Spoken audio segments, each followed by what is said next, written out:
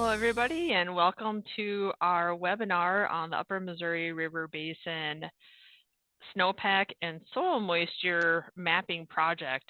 We have several panelists with us today, and this is being organized, coordinated by South Dakota State University Extension. Thank you for their partnership in making this webinar happen.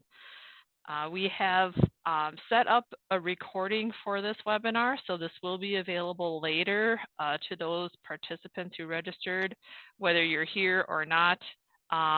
We will share that out with the registered participants at the minimum, in addition to the similar webinar that we had a couple of days ago.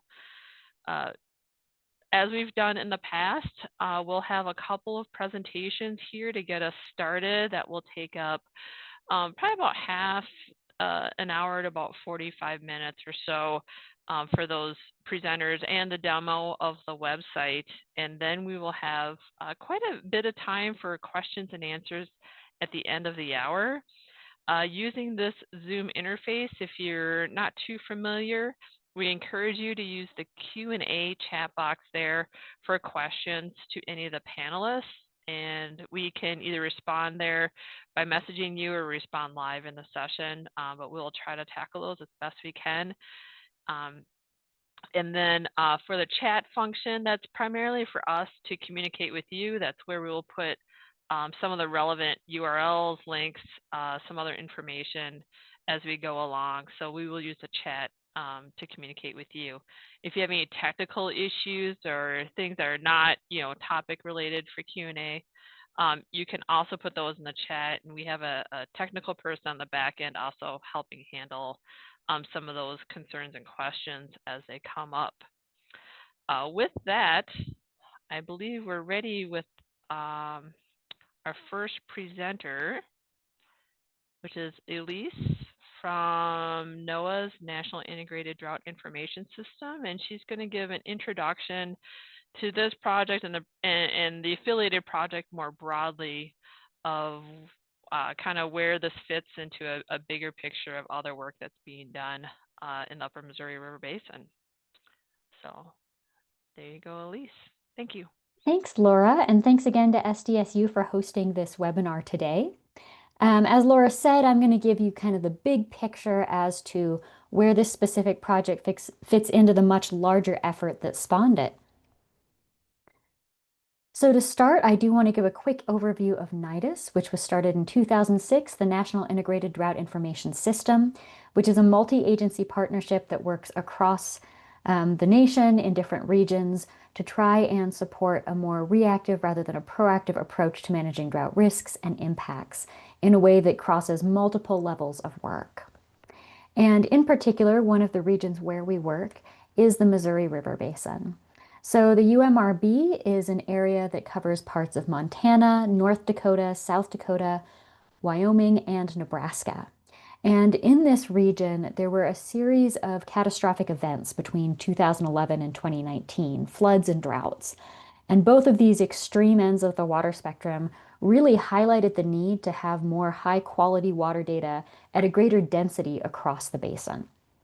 And it just so happened that the Infrastructure and Investment Jobs Act was passed shortly thereafter, and it offered this chance to actually meet that need, to actually install some stations to better monitor this region and better understand how total water monitoring could serve the region. So this project, the Upper Missouri River Basin Snowpack and Soil Moisture Project, is a very large effort, and it is multi-agency in nature. There are three main components to this project. The first is the network build-out. This is the physical installation of the stations, getting things in the ground. This is led by the Army Corps of Engineers, working in close partnership with the state mesonets of Montana, Nebraska, North Dakota, South Dakota, and Wyoming, as well as tribal nations from the region, and the NRCS Soil Survey, who are providing critical metadata to help increase the value of the information collected by these stations. Then once the stations are in the ground, of course, you need somewhere to store that data and a method for backing that up and having an API. That aspect of the project is being carried out by the National Weather Service's National Mesonet program, and they are working with the mesonets on that as well. And also the Office of Observations which is working with a private company, Synoptic Data, to create that data platform. And then once you have your data collected, of course, the question is, what do you do with it? And that's where the data value study comes in. This aspect of the project is led by NOAA NIDIS and is informed by a working group across agencies and universities to help think about how do we take this data and make it as valuable and useful as possible for as many different use cases as possible. So that's us. And that's the project to which this mapping platform belongs. The status of these aspects of the overall bigger project to date are as follows. There's been about 289 stations built out of the 540 that are planned for the region. That number was as of January, so there are probably even more stations in the ground now. I didn't bring a current number because there's probably shovels in the ground at the moment as we speak, so that number's changing throughout the summer, but it's well underway. In terms of data acquisition, that's happening in tandem with these installations. Once the stations go online, that data is collected and sent to Synoptic. The data value study is also well underway. I'd say it's about 3/4 of the way done. And as I alluded to earlier, it has this multi-pronged approach to thinking about how do we make this data applicable to real societal needs. And this is broken down into kind of 4 different categories of goal: improving forecast skill, improving model outputs, communicating and representing decision-relevant metrics, and thinking about how replicable is this approach, this multi-agency effort, for other regions that might be interested in expanding networks. What went well and where were there challenges that could be learned from? So to meet that kind of diverse goal set, the data value study was split into 10 sub-projects, 11 if you count the report to Congress, and each of them covered some different aspect of potential data application. So this is where the soil moisture and snowpack mapping project lives in the nesting doll of this project. It is a sub-project of the data value study, and it is contributing overall to understanding how to make this data from this region as useful as possible. And when we're thinking about what does useful mean, we're thinking about a number of different user types. And I wanted to bring up some examples of critical partners of the UMRB data to give a sense of what is the end goal of this information. So for example, there's the U.S. Drought Monitor, which is a multi-agency effort. And you can see their map in the upper left-hand corner of this slide. These are maps that are used for a variety of different applications, probably every day by different people across the nation. So we're thinking about things like how can the new data on soil moisture and snowpack, as well as the other variables measured at these stations, help inform those authors in that process of the consensus-based approach they use. And then the next 3 items on this slide, the SNODAS snow model from the Office of Weather Prediction, the HEC-HMS hydrologic model from the Army Corps of Engineers, and the SAC-HT hydrologic model from the Missouri River Basin Forecast Center are all examples of models that are used to generate products that, again, are very commonly used by the American public on a regular basis. So even though SNODAS or HEC-HMS or SAC-HT might not be terms that are thrown around commonly, they are informing things like interactive snow maps or like stream flow and flood forecasts that have really direct applications for decision making. So with that, I'll wrap up by just bringing us back to the mapping dashboard and where it fits into this communication and science of the data value study project. Ronald is going to lead you through today how and why different aspects of this tool were developed. But the underlying approach is thinking about communicating soil moisture in a meaningful way and what's the science and what's the code needed to do that. So to have context embedded units, in other words, units that account for soil texture and soil type as well as moisture. How do you cope with short periods of record? And how do you communicate these things in a way that relates to something someone might be asking directly, such as what is plant health? As I transfer this over to the next speaker, here are a few different QR codes that can lead you to further information about different aspects of what I've spoken about today. The first link is to the data value study, and that is if you're interested in any of those 10 projects I mentioned, you can find more information there. There's also an article on the mapping tool if you want to read up a little bit more about the rationale and goals of this project after today's presentation. And then the third one is to sign up for NCSMMN, the National Coordinated Soil Moisture Monitoring Network email listserv. If you're wanting to know what's happening with each of these projects as those results come in, that's the email listserv to be on. And then finally, as we're transferring to Ronald's presentation, if you want to follow along today, here is a link. Kelsey's also putting that in the chat, so you can explore the dashboard yourself as it's presented. So I'm going to hand it back to Laura for a couple poll questions, and then we'll dig into the mapping tool. All right, great. Thank you, Elise. We have 3 quick poll questions here as we transition to the next presenter. So you'll see the first one here quick about snowpack data. I know some of you have responded to this, to some of these questions before. We would appreciate your responses again, as we will capture those overlaps here in a little bit. In the meantime, there have been a couple questions posted into the Q&A, and so I would like to address those here in the transition. The first, which I'm sure we'll hear again too, is on which platform or server is the data hosted? Do you retrieve the data from collaborators on demand, or do you store it in a local database? That might be a question best answered by Nathan Edwards, I believe, about the data platform or data accessibility. Yeah, so in terms of like for those that are interested in getting the data, there's basically so the data is produced by the 5 different mesonettes involved on their stations, and then that data is sent a portion. So I should say that not all of the stations within the mesonettes and not all of the variables on these stations are sent to NOAA, but the ones that are the common ones that are part of this project, the stations that are part of the project and the variable set that's part of this project is going to that contract, NOAA's contractor, and they will soon have a way. Right now, they're just doing the 4 critical partners, but that's going to be available more broadly very soon. Like from basically anybody in federal government, anybody doing federal research, that kind of thing. All right, thank you, Nathan. We'll launch that second poll question as well. And we have one more question here. Maybe this is for Elise related to one of your slides, but I believe it's how or why do you display the drought map for South Dakota only on your platform, given that the U.S. Drought Monitor provides GIS data for all states together? And I think they may be referring to one of your slides, Elise. Yeah, I just want to clarify the slide that was showing the drought monitor map was just an example from the USDM's website. That is not the platform you'll be seeing today. I don't know if that answers the question. Please go ahead and follow up if that wasn't where the question was coming from. Yeah, that's right. That was what I would say too. All right, so we have a poll question out there about soil moisture data. I believe we have a third right after this.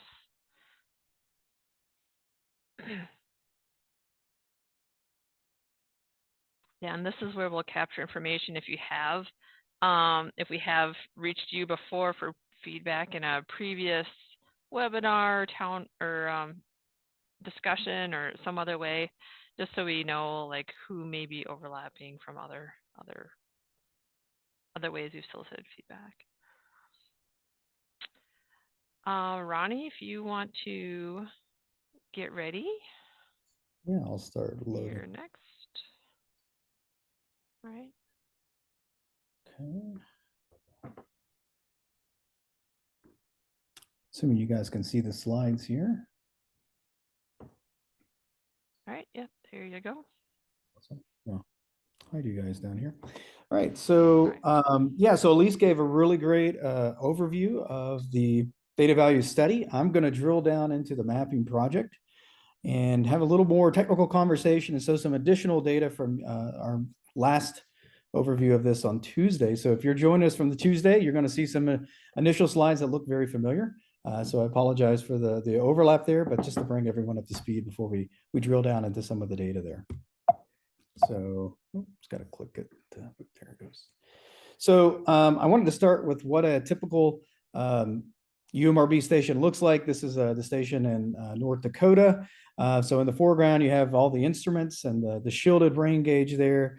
If you look at the list of measured variables, photographs I find to be kind of a new thing. A lot of mesonettes are provided, and we actually have links to that on the web page, and you can see current photos, and it's really interesting. And we've actually used it to see some QC of our own, see kind of what's happening around the station, particularly with snow depth. The ones that we're focused on for the mapping project, of course, snow depth. If you look in the background of this photo, there's this white pad. That's how we're getting snow depth. So there's a sensor looking at that to see how high the buildup of snow is. And then for soil moisture, soil temperature, you can't see the sensor, but they're below ground at these 5 different depths. So we have them listed there in inches. And this generally aligns with other networks that have already established soil moisture monitoring capacity. We're just kind of aligning with that and the choice of those depths there. In addition to the station data, the mapping project is also creating and building out a metadata structure for the stations. This isn't a complete metadata profile that you would see recommended by the National Coordinated Soil Moisture Monitoring Effort. They have a metadata document on what should be provided. Those are things that are collected at the individual station mesonettes. For our purposes, we're just doing a subset of that to kind of help inform the monitoring products that we're focused on and creating. So I got a list of those there. The main ones that we're going to be using to inform our soil moisture maps are soil properties. We're really interested in wilting point and field capacity. These are 2 very important thresholds of soil moisture that are based on the soil properties. So wilting point is kind of the driest point in which plants can no longer, if you get drier than that, plants are not able to pull water out. And field capacity represents the other end. If you're wetter than that, they're not able to access that. And we'll get into that a little bit more. The other thing we're interested in is soil texture. So if you go to a site and kind of able to grab some of the dirt around it, what percentage of sand, silt, and clay is in that soil, and that really kind of helps us build out what wilting point and field capacity are. Ideally, you would get this soil information from a PET-ON analysis, and if you're unfamiliar with that, what that is, it's essentially a soil sample at a station you take out of the ground, and you can send it to the USDA, or some mesonettes might actually do this in-house, but they analyze the soil to back out what wilting point and field capacity are using techniques. But since we're trying to use the data right out of the box right away, instead of waiting on the PET-ON analysis to come back, if we get a station that long, we could utilize or leverage the National Resource Conservation Services NRCS soil property database called GNATSCO. And so we're able to pull out percentages of sand, silt, and clay, build our own water retention curve, and kind of guess what wilting point and field capacity are. And these are really important values because they add context to the measurements for really short-term networks. So that's kind of how we're getting around this challenge of very short records by placing the soil moisture observations into the context of what's available to plants. You'll hear more about that. So to kind of give an overview of the mapping project, we're really focused on serving the drought monitoring piece, but also hydrology in general across the upper Missouri River Basin. So our targeted audience is the U.S. Drought Monitor authors and other people who feed that ecosystem, because it's not just the authors. There's state climatologists around the region that provide information to them. So we want to provide information to those folks as well. And anyone who lives in the UMRB might find this information useful. So we have a public website that's available to kind of help answer questions and figure out how soil moisture is varying. And folks, I would say even outside of the UMRB can leverage some of the things that we're developing here, because some of the short-term tools we're developing can have applications in your region and your state. And you might want to, take some of the ideas and apply it there. So we really want to be transparent about what we're doing and how you could apply this there. So I would say the audience is, it's very specific to UMRB, but it's kind of CONUS. To kind of inform those communities, we're providing data on a weekly basis that aligns with the U.S. Drought Monitor. So we're pulling data every Tuesday, and we're analyzing conditions over that time. This kind of helps focus in, you have a water hose of information from the station, so we're trying to narrow that down and not overload with so much information. The data is reported hourly, but we're going to be providing it on a weekly scale. We're also not providing every single depth. So we're combining the top and subsoil. So the topsoil is the 2 and 4 inch. And then the next 2 levels right after that is our subsoil. And then we provide a third one that's kind of encompassing top and subsoil together. Note we are not utilizing the 40 inch depth measurements, at least at this time. When we were setting around and coming up with how to showcase this data, we decided to include other measurements into the product that are not from the UMRB. And we felt like, so we're doing this through gridded overlays. And really this data is here to help us interpret or provide a little more context to the measurements we're seeing. So you'll see on the graphs that we have typically US Drought Monitor, the previous analysis. So if you were to go last Tuesday or this previous Tuesday, you would see the drought map for last week and then the current conditions for this week. And so that kind of, I think, really helps the drought authors and folks interpreting data, kind of what we were and how we are now. And then we're also providing modeled snow depth and SWE from SNODAS. And this is really the only product where we're able to have periods of record sufficient for a climatological analysis to look at percentage average SWE and snow depth. And if you look in this graphic, you can see you can choose between these 3 different drop downs. And Kelsey will go into a demonstration of the product in a little more detail. So this graphic here is a map of the UMRB stations. I think this is since June, and it's showing the length of each station record in months. So very short. Elise indicated there's about 280 stations. They're shooting for 540. So if you think about in terms of the average station age, this network is going to be getting younger in time. So it's reverse aging. But most of the network, about 2/3 right now, is less than a year and a half.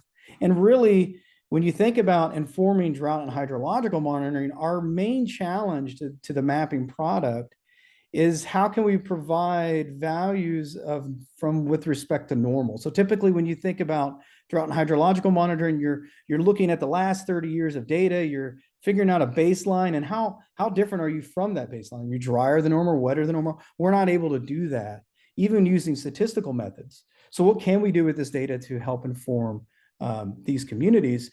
And we settled on these 3 products. And I'm going to go into detail on each one of these in the next 3 slides, and then we'll have a demonstration of how they looked with respect to a drought. So the first one, I think, is the easiest one to describe, but it's maybe a little more complicated when you try to use it and interpret it.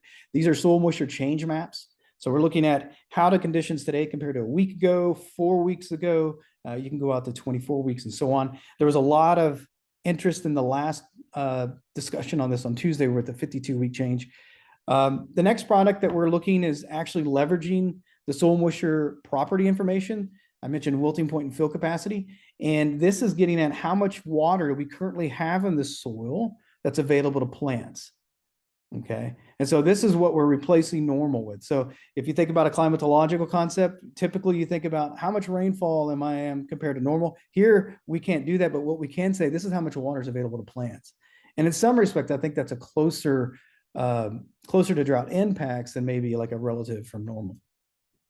And then the last one, categorized soil moisture, it builds upon fractional available water, but it attempts to really identify at what point do declines in soil moisture begin to impact vegetation health and induce stress.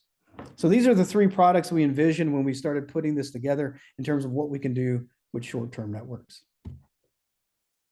So the soil moisture change map, I mentioned it's a little harder to interpret, but very easy to explain. We have, as you'll see when Kelsey demonstrates the website, we've devoted a lot of real estate to soil moisture change maps. So we got a 2-week and a 4-week and a 12-week. I'm not showing them all here, but you'll see that when Kelsey goes over it. And that's because changes in soil moisture are really sensitive to what your previous condition was.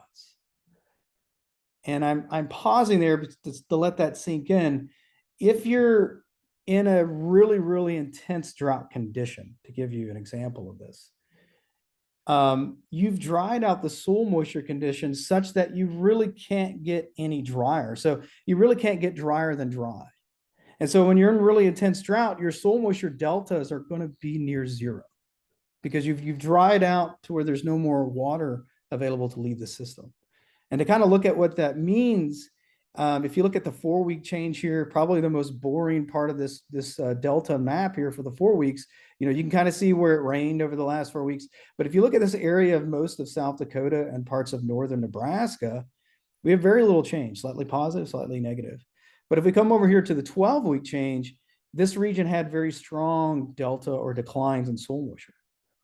And so when you kind of, in order to interpret what's happening at the 4-week, you also need to reference the 12-week, maybe even the 24-week, or some of the other products we're going to talk about shortly, to understand that, hey, we dried down at the 4-week level so much that we can't get any more negative changes. But maybe the dry down began about 12 weeks ago. So if you look at the 24-week, you could confirm, do you see dry down at 24 weeks? So this is some of the information where if you're looking at the soil moisture deltas, it's important to realize it's a change from a condition that could have been dry or wet, and that'll dictate whether or not the sign of the deltas. Shifting gears a little bit and talking about fractional available water. So fractional available water, I mentioned, is using our field capacity, which is the wettest condition at which plants have access to moisture. I really like this graphic that shows that. So at field capacity, you're right here on the left of center. You can tell from this nice little diagram when you got the soil and then the water kind of filling all the pores. So that's basically field capacity. Probably the more direct definition of that, it's the amount of water the soil is holding that gravity can't pull out on its own. And if you're wetter than field capacity, right, that's at your saturated state. At this point, gravity is pulling water through. And so if you're interested in recharge of the deeper layers or an aquifer, you might be interested in how often you're saturated. But for plant available water, what fall is trying to get at is, where do you fit between your wettest condition plants have access to your driest, which is wilting point. And fall is telling you where you fall between wilting point and field capacity in terms of a percentage. So wilting point, talk a little bit about that. That's the driest condition. Any drier than that, plants don't have access to that moisture. So you could still have a sensor reporting, hey, look, I got water in here, but it's not available to plants. In this diagram, it's a really simplistic one. The soil's the same, right, between field capacity and wilting point. But if you go out to a location, and if you just stick your arms out, you can't really tell in my window here, but if you stick your arms out, your soil profile can change quickly over the length of your arm span. Even though you're getting the same amount of rainfall, if you have sand next to clay, right, within your arm span length reach, your plant's access to the same amount of precip is going to be different. And that's really where we're using the soil context to help understand or interpret what the soil moisture data is telling us. And in some respects, if you're looking at agricultural drought, that's kind of where I think you want to be in terms of impacts.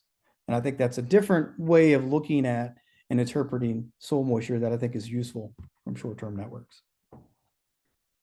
So digging in, categorize soil moisture real quick. So categorized soil moisture builds off of fall. I kind of mentioned that. We're leveraging field capacity and wilting point. You see them in this diagram here. Critical theta sits between field capacity and wilting point, and it's this theoretical condition. It's not based on soil properties. It's based on the overlying vegetation. And you determine it by looking at the overlying vegetation and figuring out when it begins to respond to drought. And if you know when vegetation begins to respond to drought, you can understand when soil moisture is going to start having impacts, or when droughts are going to start having impact on vegetation stress. So if you get critical theta right and you have wilting point and field capacity, you could categorize your soil moisture observations into one of these 4 categories. So if you're setting your saturated state and you're wetter than field capacity, you're in this what we call the surplus range. The soil at this stage is just trying to get rid of the water as quickly as possible. So you have lateral flow, probably water sitting at the surface. It's also draining to the deeper depths. So you're very, very wet. As you dry down below field capacity, but above critical theta, we're kind of in this adequate zone. So that's what we're calling that. I don't know if Goldilocks zone is the right way to describe that, but that's kind of what I picked. But in this state, you can have declines or decreases in soil moisture, and they don't have any impact on vegetation, right? Declines don't change the fact that plants can still have access to moisture that's in the soil. So this, again, you can start thinking about, oh, I'm looking at a 4-week change. I'm seeing declines, but I'm still adequate. that's not necessarily important in terms of vegetation health and stress. It's not impacting the plants. It's not till after you drop below critical theta, when you're in the short and below wilting point, very short, where plants are going to start physiologically changing and closing their stomata and cutting off ET. And that's where wilting point and critical theta kind of help zone that in. So at short, you have some stress, and at wilting point or below wilting point, plants are stressed. And I think before, you know, how long you're in one of these short or very short categories, maybe there's a measure of exposure here where that begins to result in declines in vegetation health. So there's a real quick overview of those three products. If I've said something you want to dig into and learn a little bit more, you want to explore later, or even when you share the website and you don't want to maybe put this video with it, you can reference our product description. So for every product I outlined here and all the other ones we're going to be producing, we have descriptions that describe both in short on the website itself under the About Me, but you can also drill in and we have really detailed documents and bullet point and figure forms. This graphic here is showing you how we handle frozen soils when we're looking at changes in soil moisture, which we didn't have time to talk today. We have it in paragraph, but also some equations. So you can really dig in and learn about the products that we're creating. I think that's very useful for folks who are trying to implement some of the maybe metrics were deployed here in other parts of the country, but also just generalize so folks understand and know how to interpret the data. So we're going to switch gears here real quick and talk about a drought event that occurred over the rollout or the development of the products for the Upper Missouri River Basin. So this graphic here is showing you I guess it's a summation of all the changes in drought conditions over the calendar year of 2024. So if you look at where the UMRB region is up here in the North, South Dakota, Nebraska, Wyoming, and Montana, you see degradations in drought showing that a drought did in fact occur. And this provides an opportunity for us to explore how our metrics varied with respect to drought, and if there's any sort of information or at least a proof of concept that shows that the metrics do provide some value. So this requires a little bit of setup, but in order to look at how drought impacts or how our products responded to drought, we needed to go in and define when drought began at every single station. So we went through the U.S. Drought Monitor data, we extracted it at all the stations, and we identified when drought began based on the first week you hit D1. So that's our definition of drought. And if you look at the time series, because each station starts drought at a different time, this is going to show up on the graphs as 0. Okay, so this is a 0 week. This is the onset of drought for every single station. And when we do this across the network, we can average the whole network. And so negative values are what soil moisture is doing before drought began, and positive values are after drought started. Okay, and then I have an orange line here just to kind of show you real quick where drought began. And so we're looking at changes in the topsoil in this graph. We have a 4-week or 12-week and 24-week soil moisture deltas. And you can kind of go through and look at how they're varying before drought. And a lot of the products at the topsoil are negative. And they kind of bounce around together. And I don't think you really see any organization until about 10 weeks out. And that's where you see consistent declines in all three of the perspectives of drought of the deltas. The declines are a little more pronounced for the longer term deltas. And that actually persists even after drought onset for the 24-week. If we go to the 4-week, we see right after onset, it begins to move up towards 0. And this is where I was talking about, you need some context when you're looking at the deltas. We're at this point, I believe we've hit the driest you can get. And so you're really not seeing any sort of deltas. It kind of goes up and it goes down, but it's hovering around 0 during this period where we have some of the strongest negative deltas for the 24-week. And then the 24-week begins to become less negative and even positive as you're seeing amelioration. So that's an interesting pattern. We can also show this for the subsoil. The patterns are a little more smooth here, but you still see kind of this stair-stepping of deltas, kind of a lag when we look at the different periods of the size of the deltas. So I wanted to show that to show the different flavors of topsoil, subsoil. Turning attention real quick to fractional available water. We did the same analysis, so you can see the 0, the negative values before drought, positive values after drought. And subsoil and topsoil, the subsoil is a little wetter before drought. However, during the recovery phase, you see topsoil kind of bumps up, it's a little wetter here. So you're seeing recoveries first at the topsoil and then later at subsoil. So there's kind of a lag response. But anyways, you see declines in both the subsoil and topsoil before drought onset. And if you look at the sharpest declines, it's about slightly before the 10-week, but close to. And then we see recovery first in topsoil and then subsoil. For categorized soil moisture, I could have shown a similar time series, but we also did a different type of analysis, and I wanted to kind of showcase real quick because I think for me it helps me understand a little bit about what I'm seeing in the soil and understand it with respect to the drought monitor. So we divided up the time series into these phases. Before drought, those negative values, if you remember that time series, 6 weeks before drought was what we're calling the pre-drought phase. This onset phase is you've started drought, you've hit your D1, but you're intensifying to your maximum drought status. So this is where you're going to see the most weeks of worsening drought conditions, right? So we're not including any stations where the maximum drought was D1, because if your maximum drought and your onset definition are the same, there is no onset phase. And then the main phase is when you're between your first week of your worst drought for the event to the last week. So in here, I think most of your drought weeks are either a steady state, there's no change in the drought monitor, or maybe it's moving up and down, but it's roughly the most intense period. And then in the amelioration phase, you're going from your worst drought to your drought ending. So this is where you're going to have most of the improvement in drought conditions. And then the post-drought is just looking at the 6 weeks after that, kind of keeps some sort of symmetry there. And what we've done here is we've looked at the fraction of observations for very short, adequate, and surplus in the different phases of the drought, U.S. Drought Monitor drought. And what's really interesting to me is you have the most dominant soil moisture condition for short and very short is in the pre-drought and onset phase. And then it kind of levels out and you start to see more adequate conditions within the main drought phase. And then when you go to the amelioration and the post-drought phase, that's where adequate and surplus become more dominant. So there is some alignment, I think, with the drought monitor, even from stations that have less than a year and a half of data.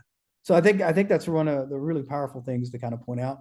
We could do the same thing with fall, and I'm going to try to summarize everything here, but also talk about this graphic here. So what I'm showing you is the distribution of fall observations by these different phases of drought. And I guess my figure wasn't large enough to get post-drought on here, but you know that last phase is post-drought. But what's really interesting is if you look at the distribution of fall, it's most negative. Almost all the observations between the 25th and 75th of all the observations, they're below wilting point for onset.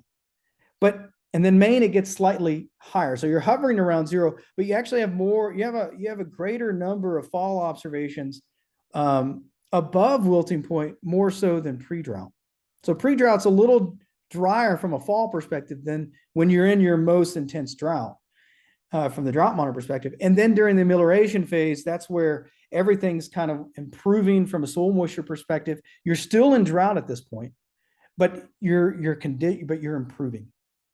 And I really want to hit on this important piece here, because I think it's one of the key takeaways from this analysis from my perspective is in the amelioration phase, you're still in drought. So you can still have a D3 U.S. Drought Monitor drought, and your fall conditions are really wet. And I think what that means is you're in D3 because your last week was D4. That's a really different soil moisture kind of profile than you're at D3 and your previous week was D2, right? That's where you're going to be D3s in your onset versus your D3 in your amelioration phase. And so in some ways, one of the takeaways, in my opinion, is that you can use this soil moisture information, even with a year and a half of data, and provide some context to the drought monitor drought status. Okay, so why are we in D3? Are we in D3 because we're improving, or are we in D3 because we're worsening? Soil moisture can provide some aspect of that. And then the other takeaway, and this is one of the main summarizations, is that the soil moisture observations that we showed here in our products tended to lead the drought monitor. We tended to see declines in soil moisture, both deltas, fall, and categorized soil moisture prior to drought onset. And we're even seeing improvements in the soil moisture conditions before the amelioration phase begins. And that's why I think you see Maine kind of a little higher than pre-drought.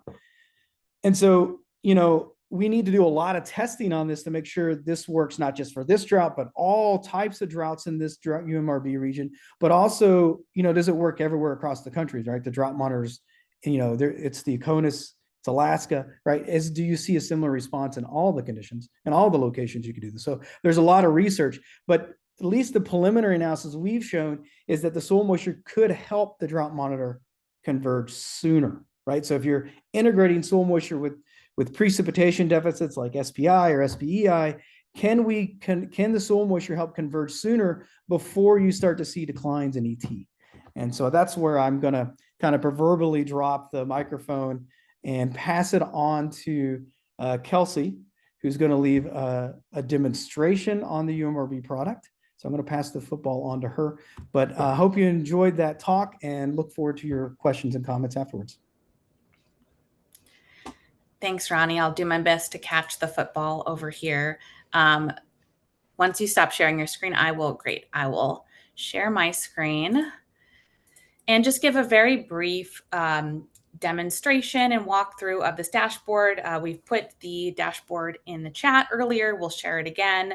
And I know that Laura just shared in the chat a feedback form, which is also linked at the very top of this dashboard. To provide additional feedback after the webinar. We'd love to hear your feedback during the webinar, but as you play around with this dashboard, have time to look through the methodology, we would love to hear your feedback, as well as how you could see yourself using these data, any takeaways or insights or suggestions that you have for us.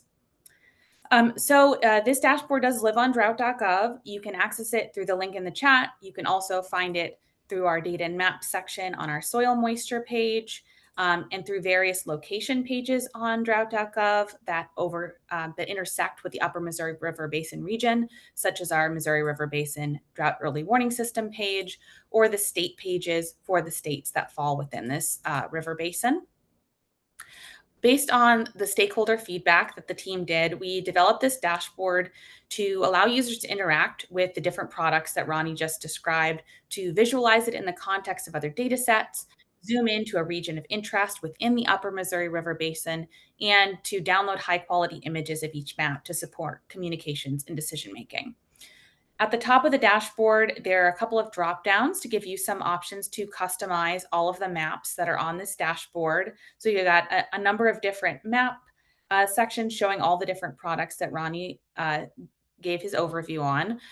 By default, it's displaying the entire Upper Missouri River Basin region with all the station data, but you can zoom all of the maps in to a specific state within the region, or view the entire basin with tribal land area boundaries overlaid on top. In addition, you can change the underlay data for any of these station data maps. By default, it shows the U.S. Drought Monitor, and this dropdown shows the most recent valid date for that underlay that you've selected. We also have from SNODAS a percent of average snow water equivalent and percent of average snow depth. This is not showing anything right now because it is August, but as we move into the fall and winter season, those underlays will become a little bit more useful. As Ronnie described on this page, we have a variety of different soil moisture maps as well as snow depth maps. On each card, you can see the title of the map and tabs that you can click to view information for the topsoil, subsoil, and total column depths. And you'll notice that whatever region that you've selected is maintained and reflected throughout all of the maps on the page.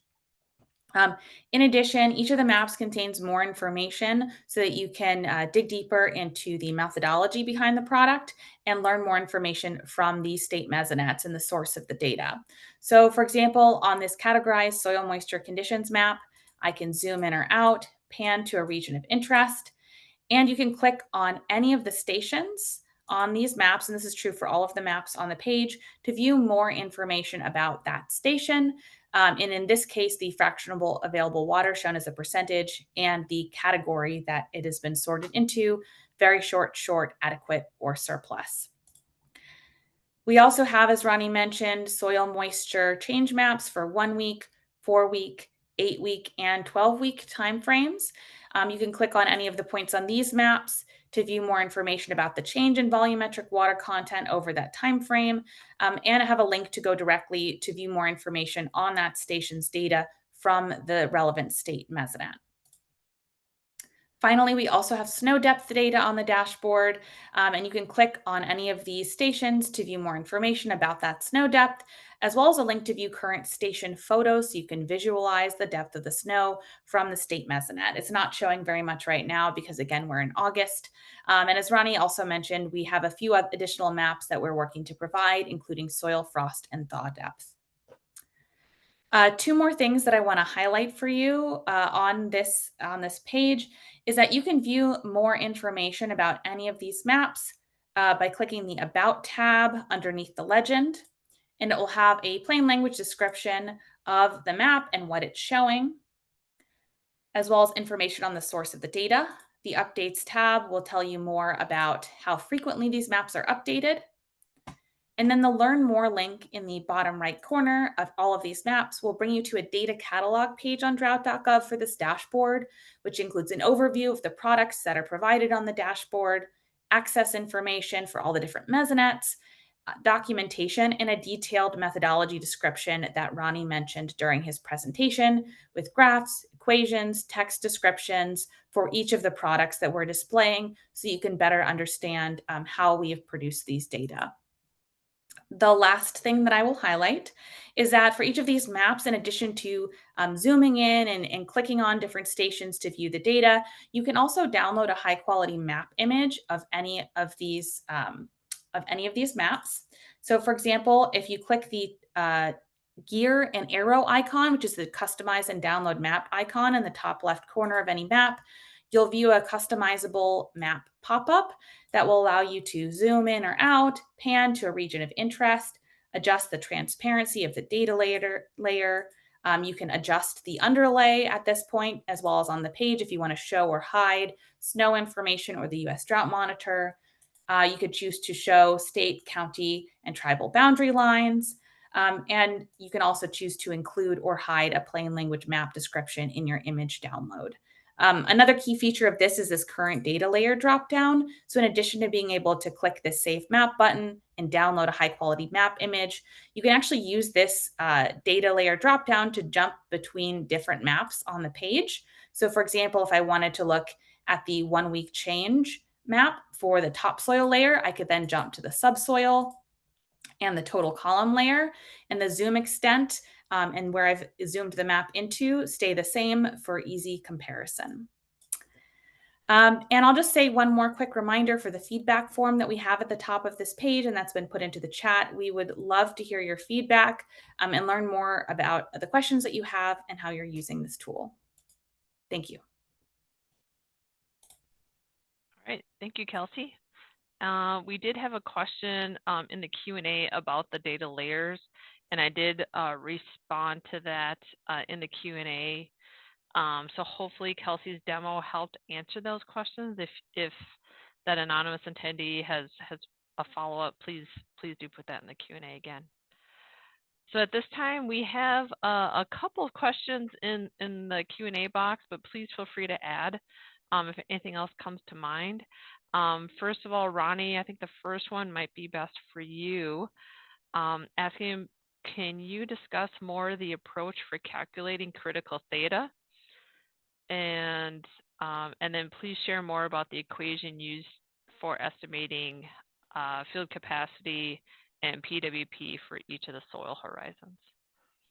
Yeah, okay. So I'll start with the critical theta first. I think, so with critical theta, for this particular project, we have a very short period of record, and we're not able to estimate it probably the way it should be done. So right now we're choosing critical theta to be the midpoint between wilting point and field capacity based on the soil properties.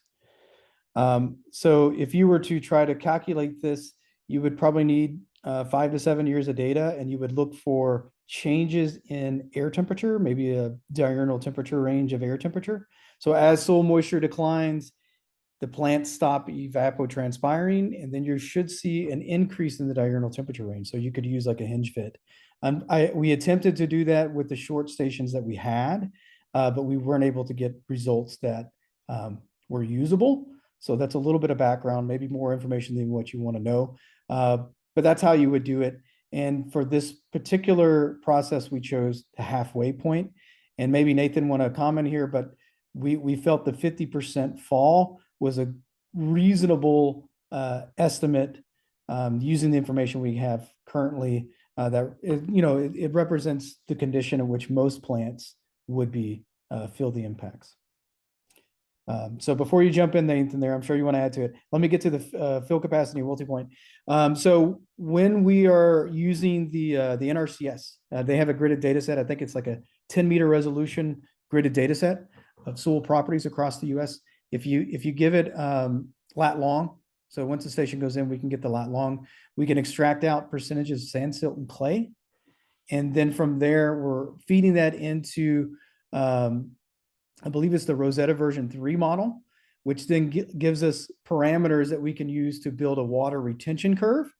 That's actually a figure shown on that. I think Kelsey kind of showed that really quickly as she was passing through. We could build a water retention curve. And then for wilting point, that's negative 1500 kilopascals. That's our wilting point. For field capacity, if it's a sandier site, so if we have more sand than clay, we are using 10th bar for field capacity. And then if it's not a sandy site, we're using 33rd bar. So that's how we're getting those for every single station. And our pipeline is set up in a way, as new stations are brought online, we do that whole process again and to update that table. So Nathan, I don't know if you want to add to the critical data, but I think the 50% just represents where most plants are going to be stressed.